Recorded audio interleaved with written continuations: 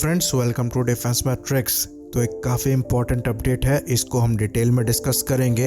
पहले भी कई बार इसके बारे में हम बात कर चुके हैं। टॉपिक थोड़ा लोगों को इंटरेस्टिंग नहीं लगता है तो लोग इतना इंटरेस्टिंगली इसे सुनते नहीं हैं, पर ये बहुत ही ज़्यादा इम्पॉर्टेंट है।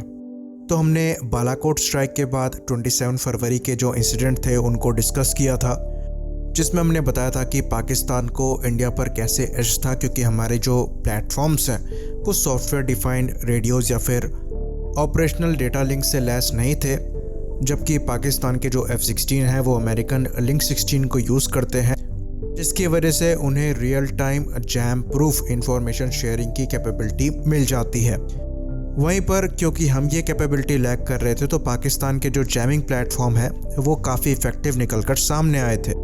तो ऐसा नहीं है कि 27 फरवरी के इंसिडेंट के बाद ही हमारी आंखें खुली और हमने इस फील्ड में काम करना चालू किया। पहले से ही हम इस पे काम कर रहे थे, पर उस टाइम तक ये चीज़ इम्प्लीमेंट नहीं हुई थी। तो इजरायली कंपनी राफेल द्वारा बीनेट सॉफ्टवेयर डिफाइंड रेडियोज़ बनाए जाते हैं, जो कि real time jam free communication करने में भी हेल्प करते हैं, साथ ही साथ डेटा शेयरिंग में भी हेल्प करते हैं। तो इन सॉफ्टवेयर डिफाइंड रेडियोज़ की वजह से जो सिचुएशनल अवेयरनेस है वो काफ़ी ज़्यादा बढ़ जाती है, क्योंकि ऑलमोस्ट सारे प्लेटफॉर्म आपके कनेक्टेड होते हैं, तो सब आपस में अपनी इंफॉर्मेशन को शेयर करते हैं रियल टाइम में। साथ ही साथ यहाँ पर फ्रीक्वेंसी हॉपिंग भी होती रहती है, जिसकी वजह से इनको जैम करना एक पर्टिकुलर फ्रीक्वेंसी पे काफ़ी ज़्यादा मुश्किल हो जाता है। और जो इजरायली बीनेट सॉफ्टवेयर डिफाइंड रेडियो है वो लिंक 16 के लेवल का है, तो ऑलमोस्ट ये जैम प्रूफ है। और अगर अभी की बात करें तो इंडियन एयरफोर्स के ऑलमोस्ट सारे प्लेटफॉर्म, चाहे वो फ्लाइंग हो चाहे वो ग्राउंड बेस्ड हो, यहाँ पर हम ग्राउंड स्टेशंस, एयरक्राफ्ट, हर एक चीज़ की बात कर रहे हैं, ये सब बीनेट सॉफ्टवेयर डिफाइंड रेडियो से इक्विप्ड है। तो फ्यूचर वॉरफेयर जो है वो इलेक्ट्रॉनिक वॉरफेयर का है। यहाँ पर आपको एक्सट्रीम जैमिंग एनवायरनमेंट में ऑपरेट करना है, तो सॉफ्टवेयर डिफाइंड रेडियोज़ बहुत ही ज़्यादा इंपॉर्टेंट हो जाते हैं। इसको इस तरीके से समझते हैं कि अगर सॉफ्टवेयर डिफाइंड रेडियोज़ नहीं होंगे और आपके कम्युनिकेशन वगैरह जाम कर दिए जाएंगे तो आपकी देखने और सुनने की शक्ति ख़त्म हो जाएगी, और क्योंकि आप उस माहौल में ट्रेन नहीं है तो आप लड़ नहीं पाएंगे। तो ये बहुत ही ज़्यादा इम्पॉर्टेंट है। साथ ही साथ इसकी एप्लीकेशंस भी बहुत हैं। आजकल ये वेपन सिस्टम में भी लगाए जा रहे हैं, मिसाइल्स वगैरह में भी लगाए जा रहे हैं। तो ये अनमैच्ड सिचुएशनल अवेयरनेस देते हैं, यहाँ तक कि आपका जो बॉडी है वो भी आपके वेपन फायर कर सकता है इनको यूज़ करते हुए।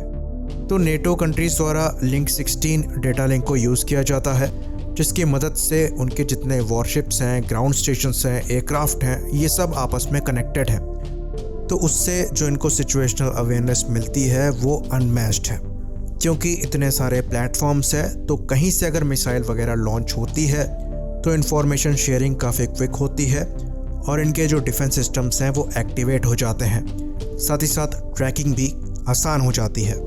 तो ये जो डेटा लिंक है फ़िलहाल के लिए, चाहे हम अमेरिकन सिस्टम की ही क्यों ना बात करें, ये लाइन ऑफ साइट पे वर्क करते हैं, यानी कि अगर विजिबल डिस्टेंस पे 2 पॉइंट कनेक्टेड है तभी कम्युनिकेशन पॉसिबल है, या फिर उन दोनों के बीच में एक तीसरा पॉइंट जो है वो अगर रिले की तरह एक्ट कर रहा है तभी कम्युनिकेशन पॉसिबल है। तो इसको हम शॉर्ट में LOS या फिर लॉस कह देते हैं। तो अब जो गोल है वो ब्लॉस का है, यानी कि beyond line of site communication का। यानी कि अगर 2 पॉइंट पे कनेक्शन स्थापित करना है जो एक दूसरे की लाइन ऑफ साइट पे नहीं है, वो भी अगर पॉसिबल है, तो सिचुएशनल अवेयरनेस एक्सट्रीम कंडीशन में और एक्सट्रीम टेरेन में काफ़ी अच्छी हो जाएगी, जो कि हेल्पफुल हो सकता है। इसके लिए सैटेलाइट को यूज़ किया जाएगा लोअर अर्थ ऑर्बिट पे। तो इस चीज़ को टेस्ट करने के लिए US द्वारा लोअर अर्थ ऑर्बिट पे 16 टेस्ट सैटेलाइट को यूज़ किया जाना था, जिसका टेस्ट 2021 में प्लान किया गया था, पर अभी क्या हुआ उसके बारे में कोई रिपोर्ट सामने नहीं है। यहाँ पर ये चीज़ हम क्लियर कर दें ताकि कन्फ्यूजन ना हो। 16 टेस्ट सैटेलाइट का नाम है, नंबर नहीं है, यानी कि 16 सैटेलाइट लॉन्च नहीं करने जा रहे हैं। तो सिमिलर कम्युनिकेशन प्रोग्राम के अंतर्गत इंडियन एयरफोर्स ने भी अपनी खुद की सैटेलाइट के लिए मांग करी थी, जो कि GSAT-7C होने वाली थी, जो कि करीबन 2236 करोड़ के प्रोजेक्ट के अंतर्गत लॉन्च करी जानी थी, जिसको अप्रूवल जो है डिफेंस एक्विजिशन काउंसिल ने दे दी।